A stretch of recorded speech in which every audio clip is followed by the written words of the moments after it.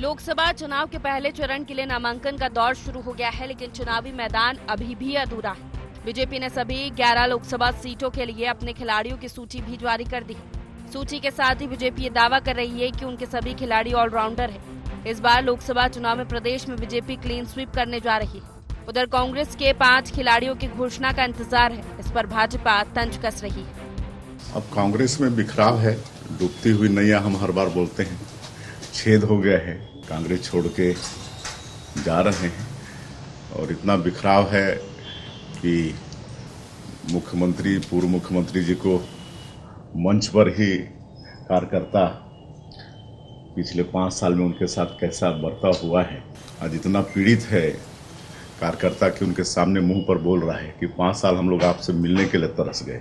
तो इसी से आप अंदाजा लगा सकते हैं कि कांग्रेस की क्या स्थिति। सीएम विष्णुदेव साय के इस बयान पर कांग्रेस ने पलटवार किया है। कांग्रेस का कहना है कि बीजेपी और सीएम हताशा में डूबकर बयान दे रहे हैं। बात 400 पार की करते हैं, लेकिन कांग्रेस में तोड़फोड़ करनी पड़ रही है। ईडी, आईटी, सीबीआई का सहारा लेना पड़ रहा है। कांग्रेस नेताओं का कहना है कि बीजेपी के नेताओं को हार का डर है। कांग्रेस न डूबती नैया है, न पार्टी में कोई कमी है। कहीं भी कोई बिखराव नहीं है, कहीं कोई कमी नहीं है। भारतीय जनता पार्टी और मुख्यमंत्री का बयान पूरी तरह से हताशा भरा है। अगर ये कहते हैं कि हम 400 पार लाएंगे, तो भारतीय जनता पार्टी इतनी डरी हुई क्यों है? तोड़ फोड़, डराने धमकाने में लगी क्यों है? अगर हिम्मत है तो अपने दम पर लाके देखे, लेकिन दूसरे दलों के नेताओं को तोड़ के, डरा के, ईडी से डरा के, धमका के लाना और उसके बाद कहना 400 पार, मतलब सीधी सीधी बात है कि भारतीय जनता पार्टी पूरी तरह से डरी हुई है। नाव किसका में छेद है, अब ये तो गिनती के बाद ही पता चलेगा। छत्तीसगढ़ में पिछला विधानसभा चुनाव हारने के बाद भी भाजपा ने 11 में से 9 सीटों पर जीत हासिल की। इस बार सूबे में उसकी सरकार है। मोदी मैजिक के साथ राम मंदिर जैसे बड़े चुनावी मुद्दे हैं। ऐसे में चुनावी तैयारियों में पिछड़ रही कांग्रेस कैसे मुकाबला कर पाती है, ये देखने लायक होगा। कैमरा पर्सन राहुल श्रीवास्तव के साथ गोपी कृष्ण साहू की रिपोर्ट।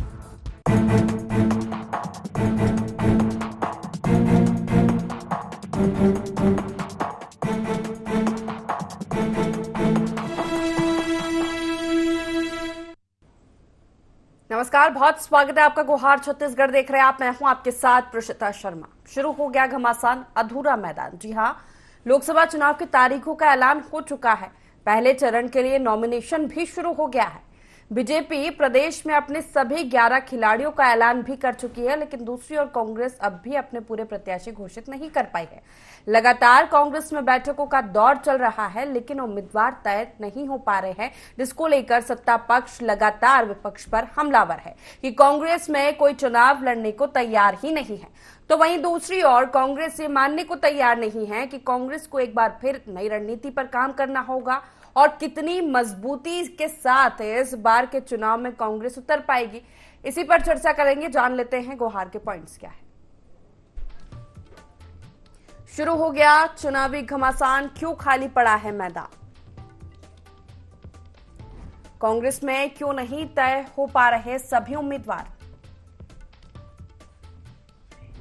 क्लीन स्वीप करने के भाजपा के दावों में कितना दम? मोदी मैजिक और डबल इंजन सरकार से कैसे मुकाबला करेगी कांग्रेस?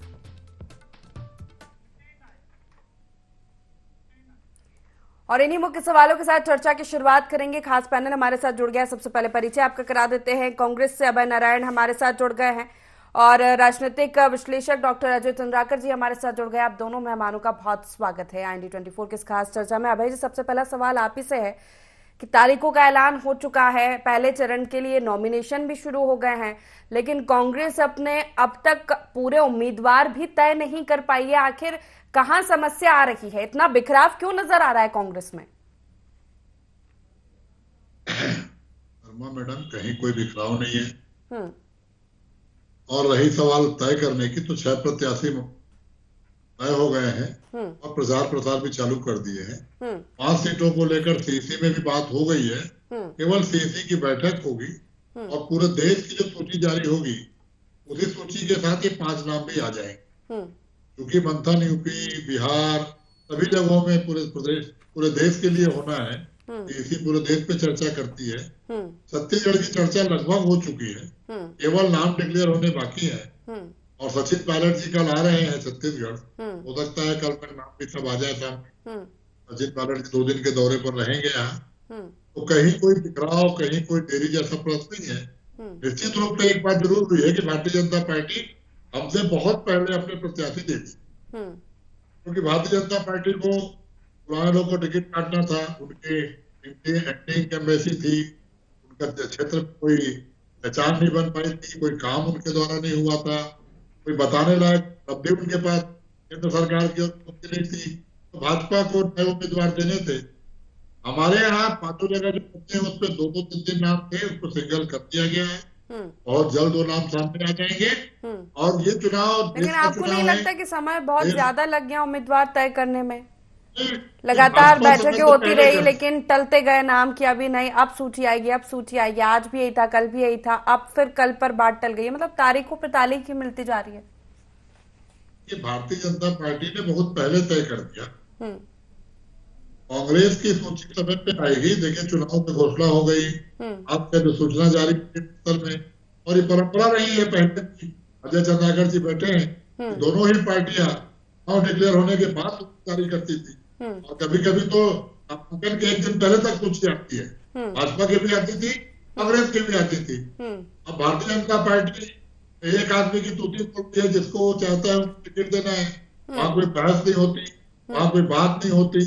इनकी टिकट काटो, इनको दे दो, इनको आज सवेरे मुख्यमंत्री है, दोपहर को इस्तीफा होगा, शाम को नए मुख्यमंत्री आ जाएंगे। संसद की पता है, छोटी मुख्यमंत्री तक उनको बदलने में 4 घंटे लगता है। वहां एक व्यक्ति की चल रही है, लोकतंत्र है, चर्चा होता है, बातचीत होती है, सारे समीकरण देखे जाते हैं। फिर भी यहाँ की सूची लगभग तय हो चुकी है। डीसी की बैठक परसों होगी, जो देश की और अतिरिक्त सूचियां जारी होंगी, फिर सूची में छत्तीसगढ़ का भी नाम रहेगा और मजबूत और बहुत जिताऊ उम्मीदवार सामने आएंगे। और मैं यही कह रहा था कि ये मुद्दा देश के चुनाव का है, ये मुद्दा केंद्र सरकार की विफलताओं के ऊपर कांग्रेस लड़ेगी, और कांग्रेस का पंजा चुनाव की, और कांग्रेस के हमारे प्रत्याशी सबके दिल में है, सबके घरों तक है, उसको नया प्रयोग करके बताने की आवश्यकता नहीं है। चुनाव तो पार्टी लड़ती है, कार्यकर्ता लड़ते हैं। लोकसभा में प्रत्याशी न तो मतदाताओं के पास पहुंच पाता है, न अपने कार्यकर्ताओं तक हो पाता है। ये चुनाव को कार्यकर्ता ही लड़ते हैं, और कांग्रेस के कार्यकर्ता इस केंद्र सरकार को, संविधान, लोकतंत्र सरकार को, बेरोजगारी के मुद्दे पर, महंगाई के मुद्दे पर, छत्तीसगढ़ के विकास जो पीछे ढकेलने का काम केंद्र सरकार ने किया। चलिए ठीक है, इस पर भी आएंगे, उससे पहले बीजेपी से हमारे साथ निशिकांत पांडे जी जुड़ गए, उनका स्वागत करती हूँ। उनका रुख कर लेते हुए एक सवाल के साथ, निशिकांत जी, आपको क्यों लग रहा है, जिस तरह अभय जी का कहना है कि हम सारे समीकरण को देखकर उम्मीदवार तय कर रहे हैं, चर्चाएं चल रही है, सिंगल नाम तय हो चुके हैं, कभी भी डिक्लेयर हो सकते हैं नाम, आपको क्यों लग रहा है कि कांग्रेस में सब ठीक नहीं है? जैसा कि लगातार बयान आ रहे हैं सरकार के, विपक्ष को लेकर कि विपक्ष को कुछ नहीं समझना, ये ओवर कॉन्फिडेंस नहीं है? ऋषिका जी, पहले तो आपको नमस्कार, आपके सभी दर्शकों को नमस्कार। देखिए, अंतरकला और द्वंद वाली बात तो हमने लाई नहीं, कांग्रेस पार्टी कार्यकर्ता ने लाया, पूर्व महामंत्री ने लाया, और लगातार आप देख रहे होंगे कि 365 दिन कांग्रेस छोड़ो अभियान चल ही रहा है, तो उस पर बहुत ज्यादा टीका टिप्पणी नहीं करना है। बात यह है ऋषिका जी, जो सवाल आपने पूछा बड़े भाई से कि इंतहा हो गई इंतजार की, आई ना कुछ खबर, तो बात इतनी है कि क्या रणछोड़ दास यहाँ के भी प्रदेश के नेतृत्वकर्ता बनेंगे क्या, जैसे राष्ट्रीय नेतृत्वकर्ता इनके बने हैं अमेठी और रायबरेली छोड़ के? वास्तव में ये बहुत अच्छा मतलब समय है देश की जनता के लिए और राजनीति सीखने वाले छात्रों के लिए। ये आप देखिए, हथियार डालना का दूसरा उदाहरण और कुछ नहीं मिल सकता कि देश की जनता चुनाव के समक्ष है, चुनाव का घोषणा हो चुका है, पहले चरण का नॉमिनेशन चालू हो गया है, उसके बावजूद अगर एक सबसे पुरानी पार्टी जो कहती है, AOU वाली पार्टी कहती है कि अभी बहुत समय है, तो मात्र उसी के लिए समय है जिसको एग्जाम में कुछ लिखना नहीं, जिसके सर पे एग्जाम हो वो मतलब 365 दिन 24 घंटे पढ़ाई करता है, एग्जाम के दिन नहीं करता। कि कांग्रेस पार्टी का अंतर्कलह और द्वंद तो सामने आ गया कि प्रदेश की जनता के संसाधन को तो लूटा ही लूटा, अपने घर में भी डाका डाला इन्होंने। इसलिए कहा जाता है कि हमें तो अपनों ने लूटा, गैरों में कहां दम था। तो ये जो कांग्रेस पार्टी का पर्यायवाची भ्रष्टाचार और परिवारवाद बना है, उसको देश की जनता ने नकार दिया है और लगातार इनके पार्टी से नेता लोग छोड़ के जा रहे हैं। अभी हमारे मित्र कह रहे थे कार्यकर्ता चुनाव लड़ते हैं, तो अभी विधानसभा कौन चुनाव लड़ा था? आप एक कार्यकर्ता ही लड़े थे कि आप भी लड़े थे? क्या परिणाम आया? कार्यकर्ताओं को बलि का बकरा बनाना छोड़िए, आपका शीर्ष नेतृत्व यहाँ भ्रष्टाचार के अखंड में डूबा था और प्रदेश की जनता से किया गया वायदा खिलाफी जो आपने किया, उसका परिणाम यह है कि आप बाहर हो गए। दूसरा महत्वपूर्ण विषय, कि जो हम चुनाव में जा रहे हैं, अपने 10 वर्ष के कार्यों पे जा रहे हैं।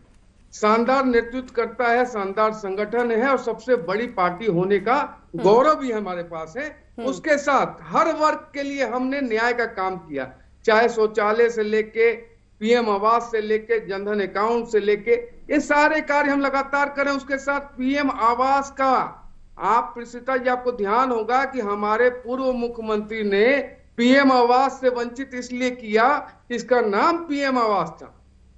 सीएम सचिवालय में बैठा के भ्रष्टाचार कर रहे थे और आज नामजद एफआईआर हुआ है, नामजद आरोपी बने भूपेश दाऊ। और प्रदेश की जनता के साथ आपने जो खिलवाड़ किया है, एक एक पाई का हिसाब प्रदेश की जनता को देना पड़ेगा। आपको हर जांच का सामना कीजिए और जो सच होगा वो सामने आएगा। ठीक है, ठीक है।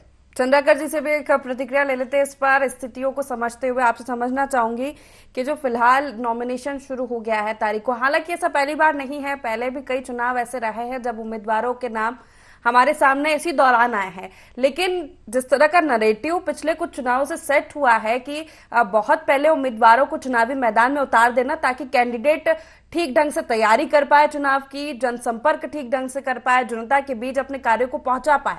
ऐसी स्थिति में जहां बीजेपी आगे चल रही है, ये माना जा रहा है बहुत हद तक आगे है, उम्मीदवारों के नाम तय करने में हो, प्रचार प्रसार करने में हो, जनसंपर्क करने में हो, वहां कांग्रेस के लिए ये नुकसान हो सकता है।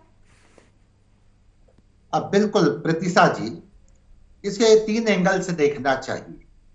आदर्श की बात अलग है और व्यवहारिक राजनीति जो होती है, प्रथम जो लोकसभा का चुनाव हुआ या समय समय पर विभिन्न विधानसभाओं का जो चुनाव होता है, उसमें प्रायः यही देखा गया कांग्रेस के लिए कि वो लास्ट मोमेंट तक अपने प्रत्याशियों का डिक्लेरेशन करती रही।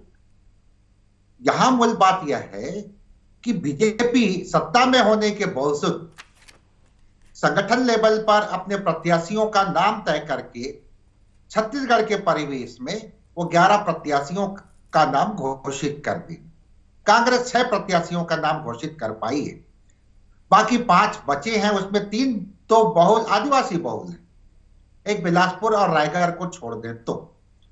दूसरी बात आती है कि प्रत्याशियों का हम जो डिक्लेरेशन पहले से कर देते हैं, तो जो चुनाव में जो एक रिसोर्स की कमी दिखाई देती है, कार्यकर्ताओं की महत्वाकांक्षाएं भी बहुत ज्यादा होती हैं, विपुल पैमाने पर खर्च की भी बात आती है। इसलिए कई पार्टियां चुनाव प्रक्रिया आरंभ होने के बाद और नॉमिनेशन के आखिरी समय तक भी अपने प्रत्याशियों का नाम घोषित करती। लेकिन आपका जो बहुत कीमती प्रश्न है प्रीतिशा जी कि भाई आप प्रतिपक्ष में हो, आपको सत्ता नहीं चलाए हैं, आप केंद्र में, आपके पास पर्याप्त समय है, आगामी चुनाव में आपको जाना है, तो जो एक्सरसाइज अभी आप कर रहे हैं इसे पहले करना चाहिए ताकि आपके सत्ता में वापसी के लिए जनसंपर्क करने का पर्याप्त समय मिल जाए।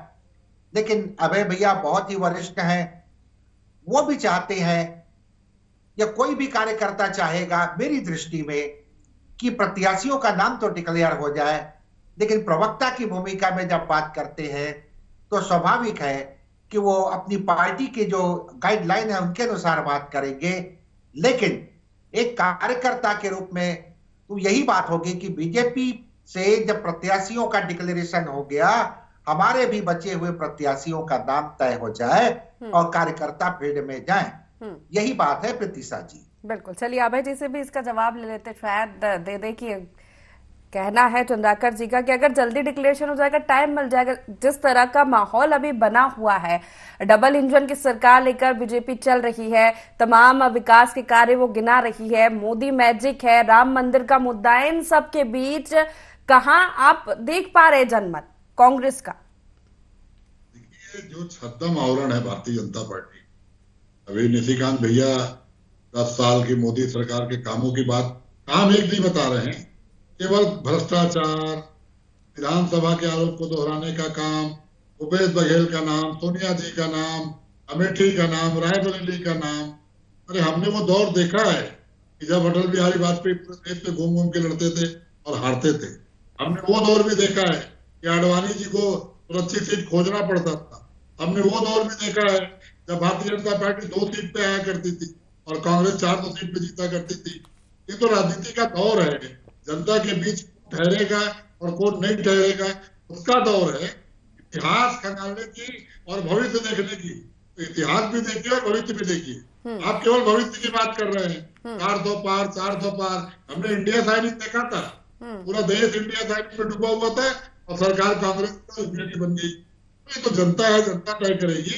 जहां तक पार्टियों की बात है, राजनीतिक दलों की बात है, निश्चित रूप से भाजपा ने इसमें मैदान मारा है कि उन्होंने पहले छत्तीसगढ़ चुनाव दिए हैं, लेकिन राष्ट्रीय स्तर पे अभी भी आधे से अधिक सीट उनके बचे हुए। 102 सीटों का चुनाव होना फर्स्ट में, उसमें आधी से ज्यादा सीटें भारतीय जनता पार्टी की अभी भी डिसाइड नहीं हुई है। उन्होंने भी बोला संजय गांधी का टिकट डिसाइड नहीं किया है, वो भी मध्य प्रदेश को रोक के रखे हुए। ये तो राष्ट्रीय परिप्रेक्ष्य की बात है। मध्य प्रदेश के सब ठीक है, लेकिन इन सब के बीच कांग्रेस मुद्दों पे जाएगी और लेकिन जरूरी ये भी है ना कि संगठन में मजबूती भी तो हो, जिस तरह संगठन में मजबूती भी तो होनी चाहिए। देखिए, भारतीय जनता पार्टी केवल कांग्रेस संगठन की बात कर रही है, आप सोच लीजिए कितने मजबूत है वो। कांग्रेस पटेल के सामने जो कार्यकर्ता बोल रहा है उसको याद कर रहे हैं पांडे जी, जो मोहन मंडावी घूम घूम के रामायण गा के बता रहे हैं कि मेरे जैसे रामायण आदमी का टिकट को काट दिए। कोरबा के सरोज पांडे कोरबा लड़ने गई है, तो कटघोरा, तानाखार, मारवाही और कोरबा के लोग बोल रहे हैं यहाँ कार्यकर्ता नहीं मिला क्या, यहाँ पदाधिकारी नहीं मिला क्या। जब मोदी के नाम पे जीतना है तो सरोज पांडे क्यों, किसी भी कार्यकर्ता को आप टिकट दीजिए। चुनाव तो मोदी जी लड़ रहे हैं, सरोज पांडे की क्या भूमिका है, बातों को पांडे जी नहीं कह रहे हैं और हम तो उल्लेख भी नहीं कर रहे हैं। अगर पांडे जी कांग्रेस की बात नहीं करते तो मैं दोहराता भी नहीं। सभी पार्टियों ठीक है, इसका जवाब ले लेते पांडे जी। निशिकांत जी, बात करता है ये चुनाव मुद्दे पे होगा, लोकतंत्र को बचाने का होगा, संविधान को बचाने का होगा, मणिपुर को बचाने का होगा और महिलाओं माताओं की जो महंगाई की मार चल रही है, जिसको 1000 रुपए की मजाक कर रहे हैं, तो सब चुनाव के रहेंगे और आप देखिएगा 4 दिन को रिजल्ट क्या है। ठीक है निशिकांत जी, क्लीन स्वीप का जो टारगेट आप लेकर चल रहे हैं वो फुल कॉन्फिडेंस में आपकी ये पूरा हो जाएगा? 100% हम इसको 400 पार करेंगे। लेकिन जो हमारे मित्र ने और बड़े भाई ने बात रखी कि अटल जी और अडवाणी चुनाव हार गए थे। अटल जी और अडवाणी जी के दादाजी रायबरेली से चुनाव नहीं लड़ते थे 1952 में। उनका प्रोफेसर नहीं था, उन्होंने अपनी जमीन बनाई और ऐसे व्यक्ति का देखिए देखिए आपको समझते। ठीक है रुक जाइए अभय जी, निशिकांत जी को अपनी बात पूरी कर लेने दीजिए। ये हमने अपनी जमीन बनाई अपने पुरुषार्थ से। हम दोस्त अगर 303 पे पूछे हैं, से पूछे हैं, कोटि कार्यकर्ताओं को मेहनत है उसका भी यहाँ पहुंचाओ। कांग्रेस पार्टी 400 से 44 पे आई है, तो उसका मुख्य विषय यही है भ्रष्टाचार, परिवारवाद, वंशवाद और तुष्टीकरण। मुख्य विषय मात्र इन लोग का यही था। अभी जो विषय है कि भारतीय जनता पार्टी किसी पे चुनाव लड़, भारतीय जनता पार्टी अपने कार्यों पे चुनाव लड़ रही है। हम हमारे डायरेक्ट बेनिफिशियरी जो है केंद्र सरकार के वो 65 करोड़ हैं। आपको जीरो लगाने में दिक्कत हो जाएगी। अभय जी हमारे हितग्राही हैं वाला, आप सोचिए कि 21वीं सदी का भारत अगर महिलाओं को शौचालय देकर सम्मानित करता है तो ये कांग्रेस पार्टी कब क्या रही थी? अगर 21वीं सदी में तो कांग्रेस पार्टी कब क्या रही थी? जल जीवन मिशन में पानी अभी अब पूछा रहे तो कांग्रेस पार्टी कर क्या रही थी? पीएम आवास के माध्यम से अभी आवाज दे रहे हैं तो कांग्रेस पार्टी कर क्या रही थी?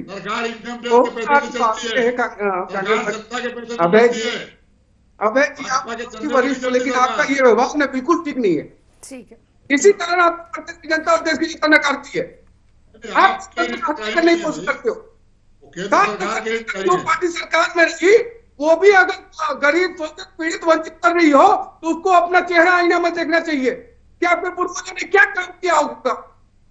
आज जब हम के संघ माध्यम से घर पर जल पहुंचा रहे इसमें दोष किसका है? चलिए ठीक है, आपकी आवाज नहीं आ पा रही निशिकांत जी ठीक से।